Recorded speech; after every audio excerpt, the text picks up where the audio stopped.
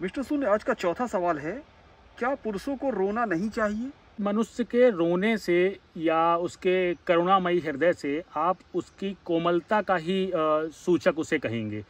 अब यहाँ होता क्या है कि कुछ लोग पुरुषों को रोता देख करके उनके कमजोरी होने का उनको संकेत देते हैं कि यदि कोई व्यक्ति जो है हृदय का कमजोर है, वही व्यक्ति पुरुष होकर के रोता है। बाकी जिस व्यक्ति के हृदय में करुणा है, जिसके हृदय में प्रेम है, उसी व्यक्ति के हृदय से आपको एक दूसरे के लिए आंसू निकल सकते हैं, या उसके अंदर ही आपको एक दुख का अनुभव वही व्यक्ति कर सकता है जिसके अंदर सच्चा प्रेम होगा। अब यहाँ होता क्या है कि हर व्यक्ति यही सोचता है कि मैं स्ट्रांग बनने के लिए अपने दर्द को छुपा लूं। यदि आप अपने दर्द को छुपा भी रहे हैं और रोने से बचा लेते हैं अपने आप को, तो इसमें कोई वीरता वाली बात नहीं है।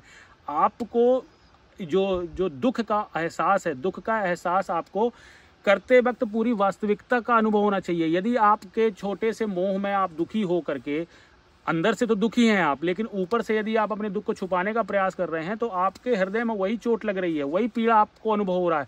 लेकिन जो व्यक्ति रो लेता है, तो जिसके आंसू निकल जाते हैं, तो वह अपने दर्द को बाहर निकालने में कामयाब हो जाता है। इसीलिए आप यहाँ देखने के तौर पर तो ये कह सकते हैं कि व्यक्ति सामने वाले को आंसू आ गए हैं तो वह कमजोर हो गया। लेकिन जो व्यक्ति आंसू नहीं निकाल रहा है, आवश्यक नहीं है कि वह व्यक्ति इस संसार में पूरी मजबूती के साथ टिका हुआ है। यदि हम राम की बात करें तो रावण ने सीता को अपहरण किया था, तब भी राम के आंसू आए थे, तब वह रोए थे। तो इसका मतलब थोड़ी है कि वह कमजोर थे। शिव के रूप में भी आपने कहानी सुनी होगी कि शिव के भी आंसू, जिन्हें रुद्राक्ष कहा जाता है, शिव के भी आंसू निकले थे। तो क्या शिव कोई कमजोर हो गए क्या? तो यहाँ किसी के रोने से आप उसकी दुर्बलता का आपको पता नहीं चलता।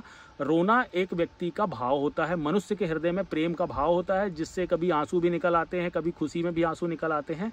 तो इसे हम किसी की कमजोरी ना समझें। और पुरुष को खासकर, यदि इस बात से कोई पुरुष ऐसे होते हैं कि जिन्हें छोटी छोटी बातों में आंसू आ जाते हैं, छोटे छोटे भावनात्मक दृश्य देख करके उनके आंसू निकल आते हैं, तो यहाँ उस व्यक्ति का जो अनुभव है, उसका जो हृदय है, वो बहुत ही ज़्यादा कोमलता की तरफ खिंचा हुआ है। इसका अर्थ यह है कि उस व्यक्ति के अंदर स्त्री तत्व और जो पुरुष तत्व है, दोनों का बैलेंस बहुत अच्छा है उसके अंदर। इसी कारण से वह भावुक भी है अपने आप में और अपने जीवन को पकड़ के चलना भी जान रहा है।